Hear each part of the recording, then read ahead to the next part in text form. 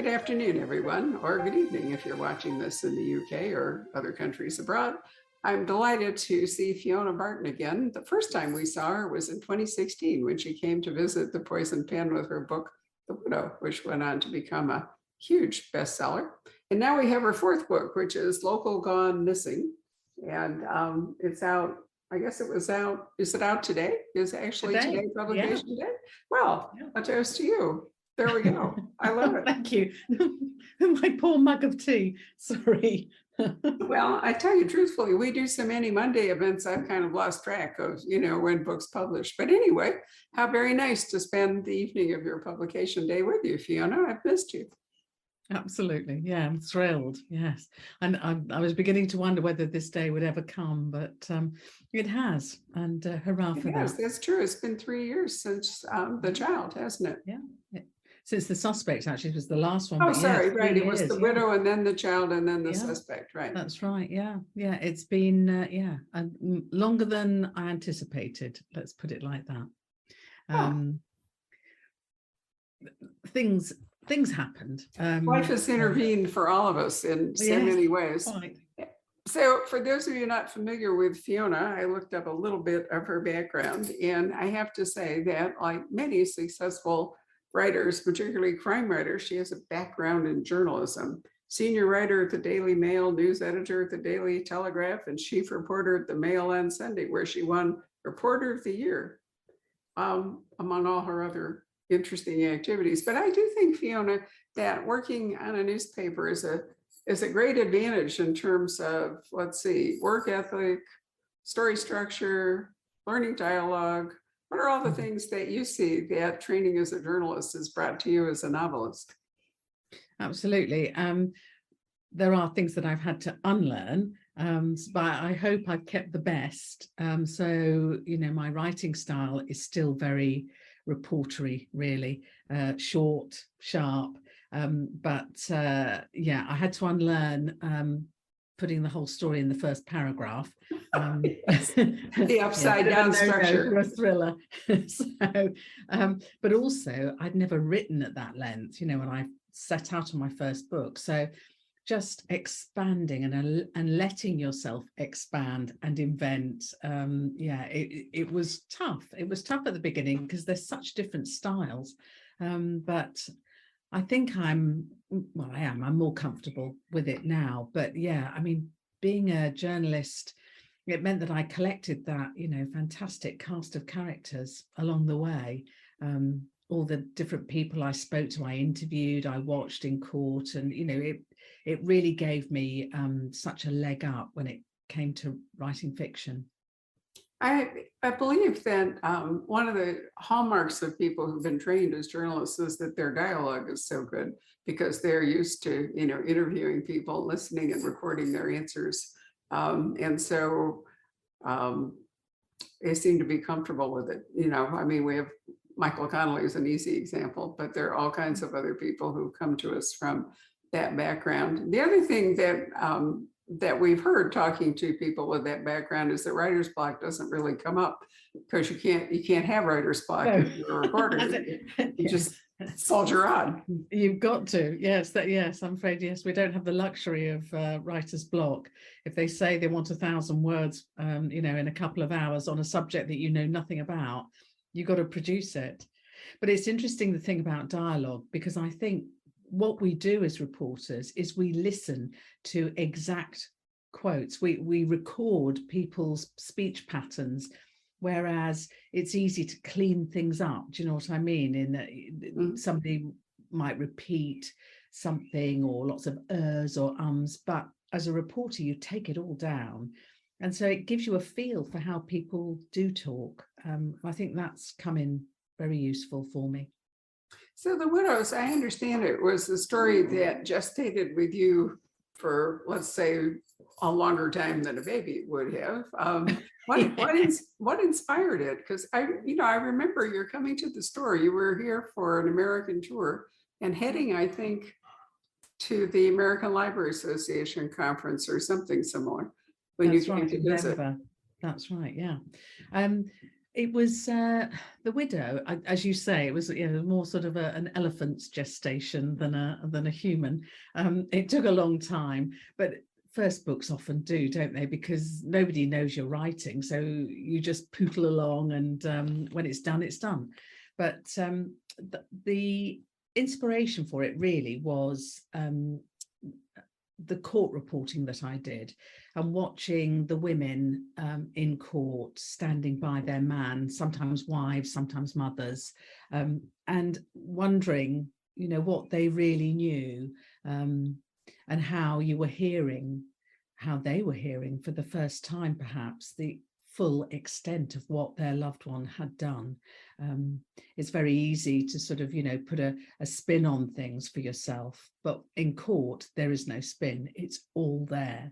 And I was fascinated by that, by how difficult it must be to hear that and square it with yourself. So Jean, my widow, in the title, she is in that situation. Her husband is accused of a terrible crime, taking a child, and it's about them, a marriage that's sort of bound together by secrets.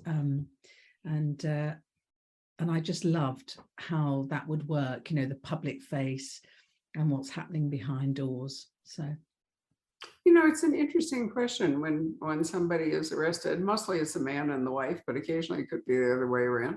And you think, how could somebody actually live in the same house with a person that, but when they've caught a couple of the notorious serial killers here, I think the one in Kansas is the one that I'm thinking of. He had a family, he had a wife, he had children, the whole bit. And you think, here's this guy going out to prey on people and all, and yet somehow or other, he's able to reconcile that with domestic life, and somehow or other the people he lives with never have caught on. They all seem to be surprised, but you do have to wonder if that's kind of a deliberate suppression of little clues here and there that you don't want to confront. Well, exactly. You don't want to confront it because, especially with a wife, you've chosen that man. It's not like being born to a serial killer. You've chosen the man. And it's, if you admit that the person you've chosen could be capable of that, what does it say about you? Your whole life will be over.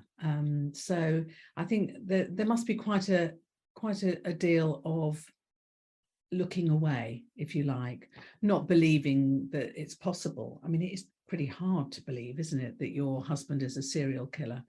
So I think, there must be quite a deal of that, of just looking away. It's coincidence. Yes, he was out that day, but, he said he was doing something else. But there comes a point, doesn't there? There's a tipping point where actually the evidence begins to topple over, and you've got to admit that this is possible. Yeah. Often, children will complicate that, and also, whatever level of economic dependence or independence the woman has. I think part of that is, what would a woman do who had 2 or 3 children and no particular working skills?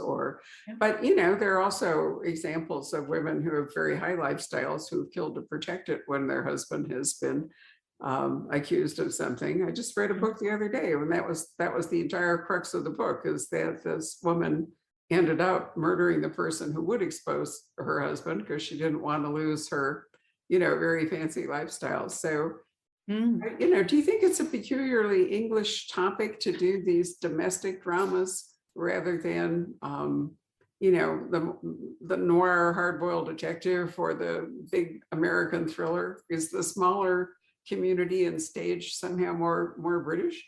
Well, there are small towns everywhere. I'm not sure if it's British, because I've read some really good American ones, and there are hard-boiled noirs in British detective genre as well.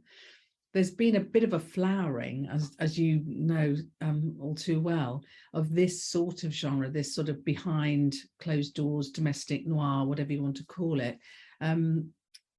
I think it appeals to people who are interested in the why. what makes people tick rather than the what. You know, the horrible murders and the car chases and the, you know, the investigation. So yeah, I mean, I've got, you know, I've read quite a few of them, the British and the American side, but I think it appeals, doesn't it, to people who are invested in the characters, not just the plot twists. Actually, I've read Japanese books along the same lines. You know, the Japanese are now Oh. producing a lot of crime fiction, and they have the same sort of small town or family, you know, drama going on. If you go back to the golden age, because Poison Pen Press has published the British crime classics that Martin Edwards does such a brilliant job with. And so many of those are also, you know, small town or family. I mean, it's not a new thing. We can all say, oh, it's Gone Girl, but it really isn't, you know, No. it's always been there. There are a lot of Miss Marples like that. Yes, there are. Absolutely. Yes. I mean, Agatha was in on that right at the start, you know, all those, she did villages, and some of them, you know, they say, oh, it's cozy crime. There's not much cozy about Agatha Christie, really. No. She's pretty sharp and incisive in Sure, what there's she a whole does. book here I've got called The Forensics of Agatha Christie, in which a woman, quite a well-known forensics expert, has gone through the entire oeuvre of Agatha Christie and pointed out just how tough she was and how good she was with ballistics and poisons and all this other stuff. I think Murder at the Vicarage is probably the only one, the first Miss Marple is the closest to a cozy that she probably ever wrote. But you know, she was unflinching. And also, you know, for almost the entire span of her books, I think up till 1965, Britain still had the death penalty. So in her case, when the murderers were caught, it was off to the hangman. There was no, absolutely, yeah, absolutely. You know, which in many ways for a reader was more satisfactory outcome. You know, it kind of drew a line, didn't it? And the stakes were high too, you know, I mean, the stakes really were high. Well, you've gone to not just a family thing there, but we have gone to Ebbing, which is a small town on the coast. Now, I can remember, Fiona, when I lived in Britain for almost a year in the 1980s, of going to Clacton-on-Sea, which is a small, and I still remember this was like 1986, but I can still remember going to a dinner dance at the hotel. And I swear to you, I don't think it had been touched since the 1930s. I mean, I felt as though I were in an Agatha Christie book, you know, and women were wearing, you know, these kind of dresses that were not formal, but not, you know, and the men had little bow ties on and the whole bit and everybody. I mean, it was just classic. It really was. Sleepovers, I imagine. Yeah. Clacton-on-Sea. So that's sort of that's Essex. So they are in an area that is quite difficult to get to. I mean, you know, you were there for a year, but we're much more accessible down here because there are good roads from London. Not so much to Clacton. I was up that way the other day, and it is 1950s England still in some places, which is lovely. You know, I mean, it's quite sweet, isn't it, to go somewhere unspoiled like that. But Sussex is not stuck in the 1950s. It only takes an hour and a half or so to get up to London. So there's lots of Londoners coming down, you know, people calling it Kensington-sur-Mer and all that. So we moved here 3 years ago. Gosh, yes, 3 years ago. And it was lovely because we'd never lived by the sea before. So I had all this new material when we moved here. Lots of new people to watch and to, you know, take notes about. And so I decided that I would set my next book in Ebbing, fictitious town. I didn't want to get too weighed down by a real location. And I've had a lot of fun, you know, sort of describing this small rundown seaside town. It's not one of the shishi ones that everybody wants to buy a property in, but it's full of characters. And I've, as I say, I've had a lot of fun inventing a new town. I've even drawn a small map, a very bad map. I love it. But It's like it's Jane Austen and Sanditon, isn't it? You know, I mean, I can remember. Hardly. I wish. Well, it really is. You know, the whole seaside thing with the British has always been a big thing for recreation. I mean, we have Brighton under, you know, the Regency time, and around Torquay. I went to Agatha Christie's 100th celebration, and that was in 1990, if I remember, in Torquay. And there were all kinds of little communities, and they had guest houses, and they have very clear rules. You know, you have your bedroom in your guest house, and you're there for the night, you're there for breakfast, but you're not there for lunch. Oh, you know, they expect you to leave after breakfast and spend the day at the seaside or whatever, and then you can come back. So it's not like a hotel. I mean, and there are people who actually buy these houses, and you know, it's a B&B essentially, you know, and run them. And whichever place near Torquay, I don't think it was Torquay itself, we stayed in one because we had a friend who wanted us to do that, and it was a really different experience, I have to say. I can see why you could set in one of those, because everybody's sort of cheek by jowl. You could, you know, I'm sure there have been, I'm sure I read them, you know, you could have like 3 or 4 guest families packed into this little house, so it wouldn't be all that different from what you're doing. But what's going on in Ebbing in Sussex? Oh, in Ebbing and Sussex, it's beautiful weather at the moment, so it's all very, it's holiday makers. They come down, and they come for the day. They bring all their kids, all their, you know, dinghies and inflatables and all that, and then they all scoot off home again. That's what they've always done.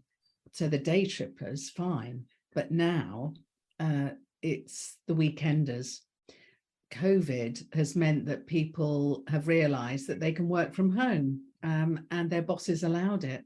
And so they all started buying properties all in the beautiful places, and sitting at their laptops, looking out at the sea instead of pigeons. So yeah, it's changing. It's changing because of this, and there are tensions around that, you know, sort of the locals, the cradle ebbers, they feel they're losing, you know, the character of their town, because the people who buy the places then, you know, go off again. And so places, lovely houses that they've built are empty, and it just feels a bit sort of, you know, ghost towny, somebody else's place rather than their own. And so I've used that tension in the book, because I know as a reporter that things like that can escalate so quickly. It can start with somebody blocking a bit of your driveway with their bad parking, and suddenly, you know, people are stabbing each other and doing all sorts of bad things. It's, you know, you know, that's meat and drink to me. So that's what I've done. I'm not sure how popular I'm going to be locally, but yeah, but I really like that. I like that sort of how people can just focus on something to the point where they do mad things. Microaggressions can build into major aggressions, but you know, this whole question of gentrification is I mean, it's an enormous problem here. It's certainly not restricted to the seaside. I mean, places like Aspen, Colorado, and Santa Fe, New Mexico, and so forth have gone through them. It's happening here in Scottsdale thanks to the pandemic. And what happens is that all these newcomers come in and they buy the property, and pretty soon the locals find that property values have gone up and the cost of living in their little town has gone up. And Aspen, for example, the locals couldn't afford to live there anymore. No, So, well, that is the problem. yeah. The kids are having to leave, you know, they're having the next generation couldn't possibly. I mean, some of the houses along here, they're, you know, tumble down bungalows, and they're going for over £1 million. So it's, you know, the kids have to leave and live elsewhere, and it, you know, it does, and it has repercussions. You know, on the positive side, it's bringing money into the area. The builders are making out like bandits, and the tradespeople. But in the end, the longer view is that maybe it's not the best thing for a community. Well, I think, the worldwide cruise industry has done that to a lot of cities. I can remember going to Barcelona in the 90s, and you could go anywhere you liked. And the last time I was there, which was maybe 5 years ago, you had to have a time ticket to do anything. You couldn't go to the Park Güell, you couldn't go to La Sagrada, the cathedral, whatever it is, without making arrangements. And the locals were increasingly, Venice is the real example of that. We're losing control of their city. It was overrun by tourists and so forth. But the big problem with the weekenders and the people who put up these mansions and don't live in them is that then there's vacant property sitting there. They're not, shopping at the local grocery store or supporting the community. And they're creating a situation where these houses are empty. You wind up, I knew that central London or parts of London had big squatter problems, which is a more complicated question in the UK than here, although we have laws against it too, and adverse possession and all the rest of it. But what do? If you have people using these properties that maybe somebody's only in once a month or something, they can become, focal points for crime, for, drugs or illegal immigrant or whatever people want to stash in the house. There's not. Certainly in city centres, I think that is a problem. I mean, here people are doing them as Airbnbs. So they're renting them out, little short-term lets. But then you've got this kind of constant churn of people, and they bring their own food and stuff. That's the thing. I mean, they're not going to our local supermarkets, really. They bring their yummy stuff with them from London. And so I'm not quite sure how it's going to turn out, because they're kind of moving along the coast. They're sort of gobbling up all the properties that can be developed and moving on. So maybe they'll move on from us, from my bit of the coast. But it's an interesting, sort of community problem, really. And we've got this sort of local forum thing, like a WhatsApp group, and people are absolutely furious. I don't know what the answer is. I mean, what are you going to do? There's a town up in northern England, Whitby, today is voting to stop people buying second homes there, not allowing people to buy them. I'm not quite sure you can. I mean, it really is an interesting question. We have the Airbnb problem is so severe that Scottsdale, last couple of weeks ago, has launched a separate branch of the police department whose entire function is to respond to complaints from neighbors and so forth about, how people are behaving in these short-term properties. And, houses have become financial instruments, which means that there are many fewer available for people to actually live in. I mean, there are people who buying a home as an investment, to rent out. It's not to live in.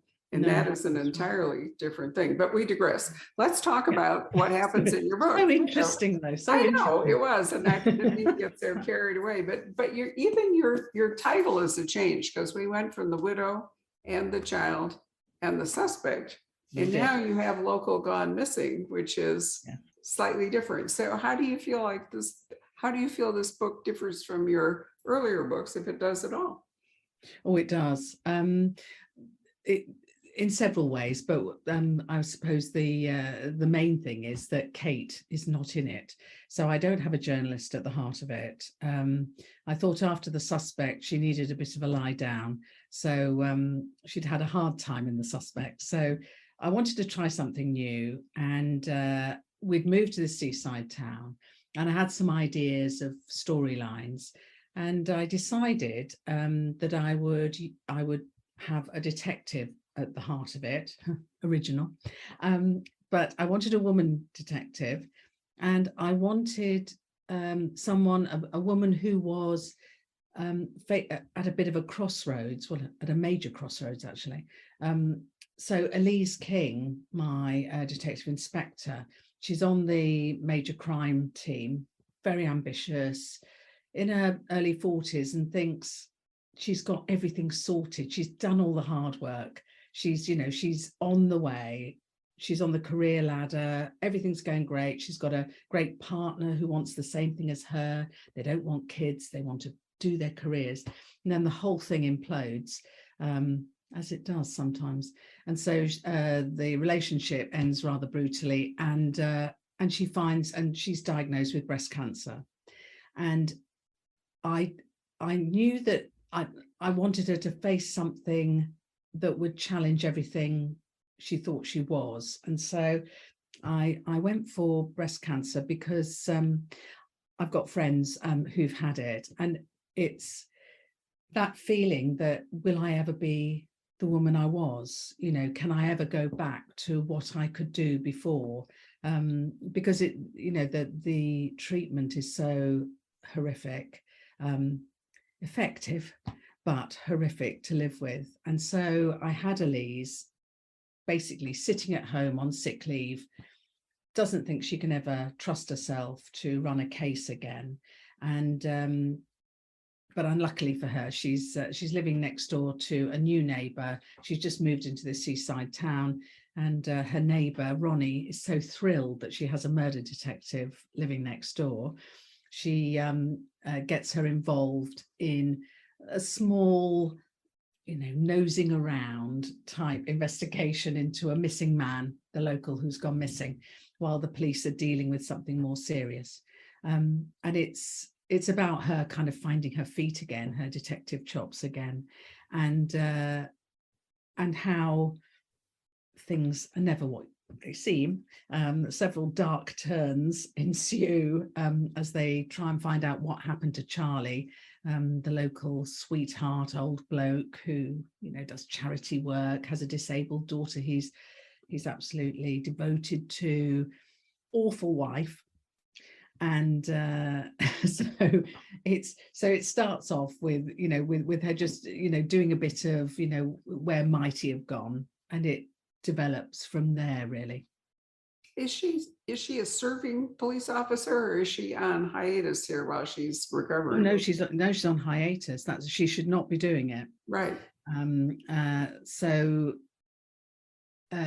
But it sort of leads her back into thinking, actually, yeah, I can do this, and hopefully people won't judge me, won't see me as vulnerable and whatever. No, she's not supposed to be doing it at all. She's on sick leave and she doesn't want to do it. But Ronnie is very persuasive, Ronnie next door. Well, I asked that question because, you know, those of us who've watched Line of Duty, for example, and other things, or even now, you know, the police force, and I think maybe more so in Britain, although I can't say that the LAPD isn't the same, but it's in some ways almost paramilitary. You know, I mean, it has a pretty set chain of command and so forth, and oftentimes generally does not welcome intrusion onto its turf. And here, you know, we have competitive agencies. So in many police novels, you know, there can be headbutting with the FBI or with the highway patrol, or, you know, here in Arizona with the Navajo Nation, because they have their own police force, you know, which is different. We've had some interesting kind of jurisdictional run-ins here in Scottsdale because there's a reservation right on the edge. So, you know, the Pima have their police, and then we have sheriffs, you know, for the county, and then we have, anyway, my point is that there's a lot of interagency toughness and rivalry and sometimes headbutting. So I can see that having Elise in this little town where she is supposedly on sick leave deciding to investigate would elicit some hostility with the local police, or are they thrilled to have her there because they're too busy to do it themselves? No, they're not thrilled to have her poking her nose in, Right. but it quite quickly, her investigation, such as it is, what she has found out, is passed over to the police, and she gets drawn back into her job more quickly than she had expected. She's due back after sick leave, but circumstances mitigate against that, against her extended leave, and she's persuaded to go back and to run the formal investigation into Charlie and his disappearance. So yeah, it's only for a short time, but it does show her you know, how she could do it, you know, if she went back to work. So it was that really that I wanted her to feel, that for her to walk back into the police station, into the incident room straight from sick leave, absolutely terrifies her. So I wanted her to have a bit of a tryout, have a look at a small case she thinks is a small case, but of course it isn't. So yeah, so I mean, look at the length of this book. Am I going that alone it's big mitigates lettered, it's a against, big font. right, against being a small case. Now, I do think, you know, that's a very important and lovely story to follow. You know, what happens to somebody who's been swatted down so badly, and, you know, can they recover or not? And you know, it's such a matter of character, but circumstance can certainly nudge character into, I mean, if nothing had happened to her and there she was, you know, coasting along in Ebbing with nothing going on, would the outcome have been the same? And I didn't want it to be that she had blotted her copybook, you know, that she had done something wrong and she'd been put on leave because of Right. that. I wanted it to be, you know, life had bitten her, and it was nothing that she'd done. And that made it, you know, she couldn't blame anybody. It had happened, as it happens to, you know, thousands of women. So I wanted that as well, that she wasn't to blame. It wasn't that she was a drinker or a drug taker or, you know, had done something wrong. She just, you know, it happened, as it does. I did the research, actually. I spoke to two wonderful senior detectives, women who had been diagnosed with breast cancer, and they were so open and frank about the difficulties and their fears and what it was like to go back. And I've used all of that. They were wonderful, very inspirational. Both went back and, you know, and have continued to rise through the ranks. So very good. Was there, you know, since she hadn't done anything wrong, but I mean, this was, you know, something that happened to her, she couldn't help. On the one hand, she wouldn't have lost any respect from her colleagues or have to overcome, you know, a loss of trust or so forth, but would they receive her back with the same degree of, you know, acceptance as they had before? Did they see her as damaged or in any way less competent? That was the experience of the women I talked to, that they were very sympathetic, but they saw them as less, that, you know, that they were not as competent anymore. So yeah, I mean, it is a tough thing. People do see you differently when you've been ill, seriously ill. It's all about your health, and they kind of, you know, lose track of the person that you used to be. So yeah, so she does face that. And the truth is that if you have that kind of an illness, you know, the really ill dwell in a different world. I mean, you know, I was in that position in my 40s and I can still remember it. It's an entirely different world. And people who aren't ill can't really understand it, nor are they comfortable with it. No. They tend to shy away from it more, you know, except for the health professionals that, you know, are No, I'm supposed to sure be. that's true. People do feel uncomfortable because, you know, talking about cancer has become a lot easier now. I mean, you know, for years nobody mentioned it. It just wasn't talked about, but now it is. But yeah, but you're right. I mean, she's very conscious of her health and is worried about it, terrified, you know, that it will come back. But she doesn't want other people to be thinking that, you know. She says, please don't give up on me, although she is giving up on herself a little bit until she gets drawn into the investigation. So sometimes people change their whole lives when that happens. So in her case, it's interesting that you decide to keep her in the same, arena, so to speak, the same professional thing. I mean, she could have decided to, go off and do something completely different where nobody knew her. And It's then that true, would but be it's her different. passion. It's her, and everything was built around her job. So I think I mean, for her, she wants to be that person, and so she ends up fighting to stay in the job, and does, which is good. So just writing this book where illness is a major trope, was writing it in the pandemic a difficult experience for you, or was it, did it have any effect on you at all? Well, I mean, the whole idea of being so ill, I certainly, I was interested in it, invested in it, wanted to know more, wanted to talk to people about it. The pandemic, gosh, it was just so weird. People say, of course, you're a writer, you write on your own. Well, you do and you don't. I mean, you've got a whole world of people in your head, and that needs feeding. And so not seeing people was just awful. Not being able to just go and sit in a cafe, go on a bus, go on a train, meant that you weren't hearing, you weren't seeing, you were sort of retreating. The world retreated from us. So that was very tough, actually. I found that very difficult. And I've talked to other authors who say exactly the same thing. They sort of ran out of voices. It's a weird thing. Well, I was thinking, if you're writing about somebody who, as a cancer patient, is always worried about the threat of, death just sort of hangs over you, or total debilitation. In fact, all of us were suffering from that during the pandemic. I mean, it was like almost sat on your shoulder for at least until the vaccines came along.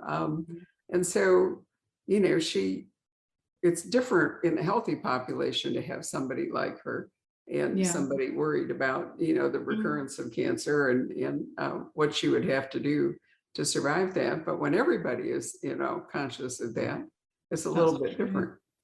That's true. Yeah.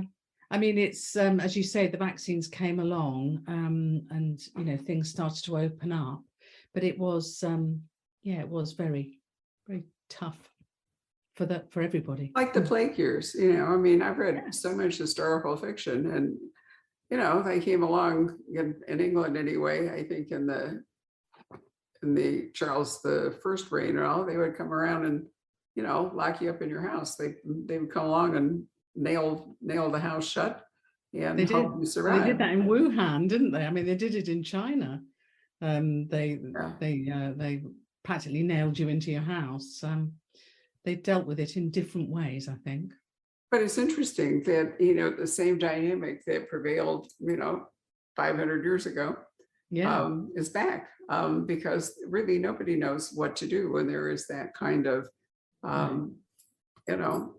inchoate threat that's threatening all of us. And we've heard so many different stories from writers about whether some have found it more productive a time because they weren't distracted by everything, and some have felt that the books they were writing don't make sense. There were a lot of writers who felt impelled to jettison the books they were working on after 9/11, for example. And so I'm sure that intruded. And then, a question is, do you write about it? Do you try to guess how it's going to come out? Are you going to date your book? If you do that, and so some people have felt like incorporating it into their novels, and other people have just, written around it and all. But your focus in this book is so much different. It's about a disease that, as you point out, affects thousands of women, tens of thousands of women. Absolutely. And for most there is treatment. Occasionally there isn't any, no matter what you do, or how great the treatment.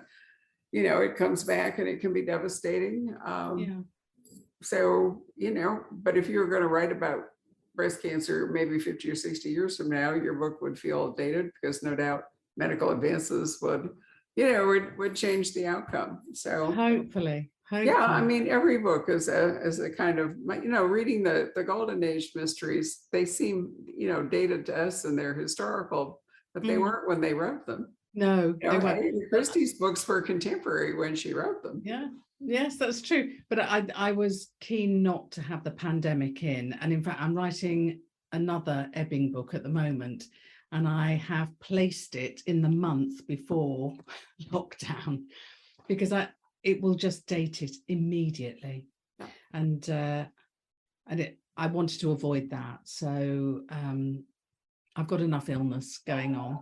Oh gosh, Barbara, I'm terribly sorry. My dog is barking his head off. Can I just go and open the door? Sure, go right ahead. Are you sure? I won't. I'll be 1 minute. I have barky dogs too, so they're fun. Won't be a moment.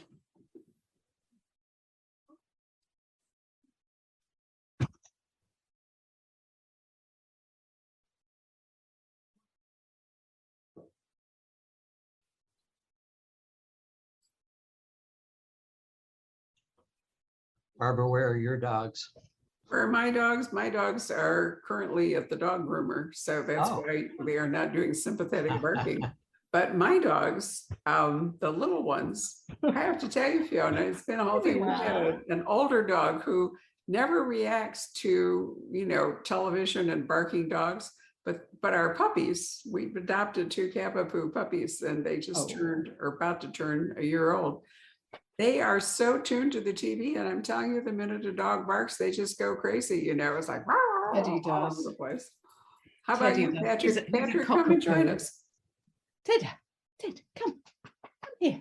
Here comes Patrick, who also has dogs and dog living.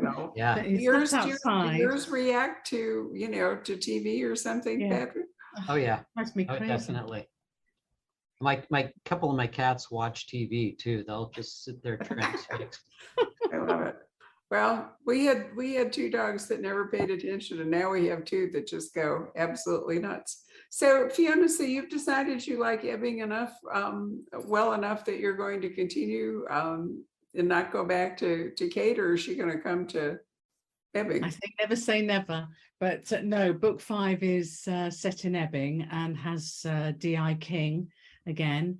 I'm about 55,000 words in, and I'm really enjoying it because the heavy lifting was creating Ebbing.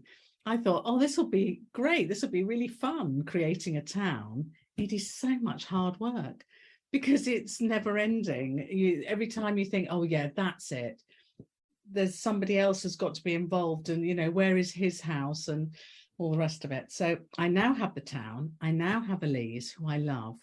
I have Ronnie, who is her sidekick and is fun, gives us a few laughs. So I've sort of moved on with another story set there, and I'm really enjoying it. It's much it's easier this time. But I don't know about Kate. People are emailing me saying, when are you going to do another Kate? And so I'm thinking. Well, there's no reason you can't write both. I mean, that's true. It's exhausting, but true. Yeah, maybe I miss her. World building is such an interesting thing. I'm always intrigued by science fiction and fantasy writers who, they go to enormous lengths to create. I mean, they have to create an entire world. You're creating a town in a place where everything else you already know. But, these people are like, they have to set up religions, and they have to set up, all this. And then they do it over and over again. And I find it completely fascinating that some people are just driven to that. I know. Terry Pratchett. I mean, that imagination is incredible. But no, I mean, that's not for me. I'm not going to create a universe. That's a step too far. I think Ebbing is as far as I'll go. But I have enjoyed it. And it's been great to sort of introduce new characters because they're not all in a newsroom, or I can move out, which is nice. It's fun. Very nice. And you have your map, so you're just adding to the map. I must get it done properly. It's ridiculous, but it's just so I can remember where the victim walked and all that kind of thing. I actually like maps. I think maps really anchor you in a story. If it's not, Yeah. whether it's a real place or not, I find that if there is a map, I usually consult it, and Yeah. try to pay attention. That was another golden age thing. A lot of those British library crime classics you discover, they actually come with maps. So you can see, I here do was the love that. farmer and here was the pub and here was Yeah. the big house and there's the Yeah. church and the rectory and all. And, that sometimes the geography of the village or the shire or whatever it is an important part of, telling the story. It's been, I mean, it is a departure for me, really, because I don't think place played certainly not as big a part, but not much of a part, really, in the stories that I did before. There was Bangkok, obviously, but it was an atmosphere rather than an actual place. And so that's been different this time as well, navigating the location and making it part of the story, making it a character. But that's lovely for you as a writer, to be trying out new muscles and seeing what works and keeping yourself entertained, because if you get bored, you're going to bore us, and you haven't. Patrick, are there any questions? Yeah, let's see here. There are a couple of questions here. I just wanted to ask real quickly, I was intrigued what you were talking about earlier about, during the pandemic, we think of writers as being, very solitary and creating this own, their own world and everything. But I was interested to hear you talk about how much, we as people need the social interaction to go out and, kind of feed our imaginations. Yeah. Very interesting. Absolutely. Yeah. Absolutely. I mean, and you don't realize until it's not there. You kind of take it for granted, I suppose, because you're just absorbing. Yeah. And when it stops, it's like this terrible clanging silence around you. So, and I know, other authors have said exactly the same thing. They really struggled. Unless you're a science fiction writer, where you've got your world, you've got your whole universe to pull on. So yeah, but it's been great getting back to social interaction. So and you've come back from the south of France, where you've been for years. You've come back to England and living in Sussex now. So you yourself have gone through a bit of this, reacclimation process. Yeah, it's true. And we'd never lived here before. So it's a new place. So, and as I said to you, it's really been refreshing to be somewhere new and to have new things to look at and to listen to, and new issues coming up, not city centre stuff. It's sort of small town, and it's been good. Yeah, I'm loving it. Loving the sea. There's a question from someone named Renee who's watching, and she would like to know did you always know that you wanted to be an author or a fiction writer, or is that something that kind of grew out of your journalism career? Yeah, it certainly, did it? I guess it did. I'm passionate about books, always read. Always read. I read every day since I was 4. So I had the reading, and I was writing as a reporter every day. So, I kind of, scratched that itch through that. And then when I stopped being a reporter, went off and did the voluntary work, I missed it. I missed the writing, and I had Jean's voice nagging at me in my head, and I thought, I'm going to give this a go. So yeah, I certainly hadn't planned to write a book during my journalism years. No, I didn't have time. When do people have time when they've got full-time jobs? It's mad, but there. Yeah, good question though. Thank you. Yeah, and also, can you talk a little bit about, you were just mentioning what a voracious reader you've always been, and I'm assuming that your influences come from all over the place. Can you talk a little bit about what you like to read and maybe some of your favorite writers? Okay, I mean, I read all the time, so I read widely. So at the moment, I'm reading Meg Mason, Sorrow and Bliss. I've just read a wonderful book written by an Old Bailey judge, just published, about presiding over murder trials. And it's the most humane book, very well written, Unlawful Killings. And is that a memoir? Sorry to interrupt. Is that it is. Yeah. I mean, I would absolutely recommend it. Wendy Joseph, QC, has written it. What's it called again? Unlawful Killings. I'll have to look that up, Barbara. Yeah, it's a terrific book. Honestly, it gives you such an insight, because when you're sitting in a trial, the judge sits there, poker face, listening. But what she reveals is what's going on, what she's thinking, what she thought at the time, and her experience, and tea time with the other judges. Hilarious. Wow. Just as you'd expect. But yeah, very good book. Really looking forward to the new Kate Atkinson. She is a big influence, because when I started reading her, she kind of opened up the whole idea of multiple narrators to me. She made it work so well. And so I was very inspired by that. Maggie O'Farrell. Oh gosh, I could go on and on. They're just, wonderful writers. Hamnet. Somebody said to me today, that is the best book I have read ever. It is a terrific book, Hamnet. So people who do things in a different way are also very inspirational, like John Irving, A Prayer for Owen Meany. I cried when I finished it.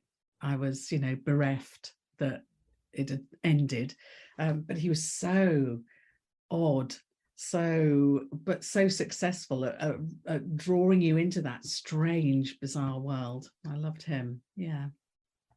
Sorry, I'm wittering. No, not at all. I'm enthusing. No, I think it's great to hear such a range. The book, Maggie O'Farrell book that Fiona's mentioning is Hamnet, Hamnet, which unsurprisingly is sort of Shakespearean, but nonetheless, it's not Hamlet, it's Hamnet. Well, Hamnet was Shakespeare's son, the son Right. that died. And apparently spelling wasn't anybody's forte back then. And so Hamnet is also Hamlet. So that's how it came to be. But it's a beautiful book, surprising book. Wow. Hamnet. She's got a new one out this year as well. So gosh. Yeah. Huge riches coming our way. Always. Let's see here. And thriller-wise, can I just mention one? Gillian McAllister has written a book called Wrong Place, Wrong Time. I don't know if it's published in the States, but if it is, look out for it, because it's a really unique book. I'll sell it badly, but it's goes backwards in time, and she's done it brilliantly. The book itself goes backwards. Yes, it does. Keeps waking up, and it's let backwards again. It's really strange book, but I think she does it very successfully. It's a mother. There are only a couple of books I can think of that actually do that. Like Martin Amos's book, Time's Arrow, was one that did that. Didn't Jeffrey Deaver do one, Barbara? He did. I can't remember what it was called, but he did one, and I thought he did it brilliantly. It ends exactly as it should. And I'm trying to think. Traveler's Wife, is that might qualify? I mean, it's quite bold. It's quite a bold concept, but I think she's done it so well. You really, you stop saying, why has she gone backwards? You sort of, you become drawn backwards with her. It's really good, really good. She's very good. She's a very talented author. So I agree. I think she's published here by HarperCollins. Oh, is she? I don't know. Yeah, we've had her books, and I've spoken with her. She's great. Yeah, really nice. Anything else there, Patrick? A lot of these questions are ones that you've already answered. Let's see here. People weighing in about your earlier discussion about the Airbnb issues. I bet. Definitely fertile ground for fiction, I would think. A lot of stories there. Yeah. Let's see. Are you working on another book? Yes, you've already mentioned that. Mhm. So others are just talking about how much they like your work, It's Fiona. very nice of them. Thank Devoted you. readers. Someone just agreeing that Gillian McAllister is marvelous. Oh, It's a good. lot of questions like that, or comments. Excellent. Hi, Jillian. She might even be watching. You never Yeah, I know. don't know. I must tell her. So, yeah. I will. Yeah. Yeah. Have It's you met Ellie Griffith, who lives not too far from you? She's over yeah. in the Brighton Yeah. area. Absolutely. Terrific And author. I am going to see her speak. Is it tomorrow? No, Thursday. She's speaking at Chichester Cathedral as part of Chichester Festival. And Wonderful. yeah, she's great. She Yeah. is an incredibly talented author. Hello. We hope you're enjoying our programs and podcasts with authors. We'd like to expand them, and your help would be appreciated. Please make a donation at poisonedpenfoundation.org. 100% of the proceeds will go to help connect authors with readers in this difficult time. Thank you.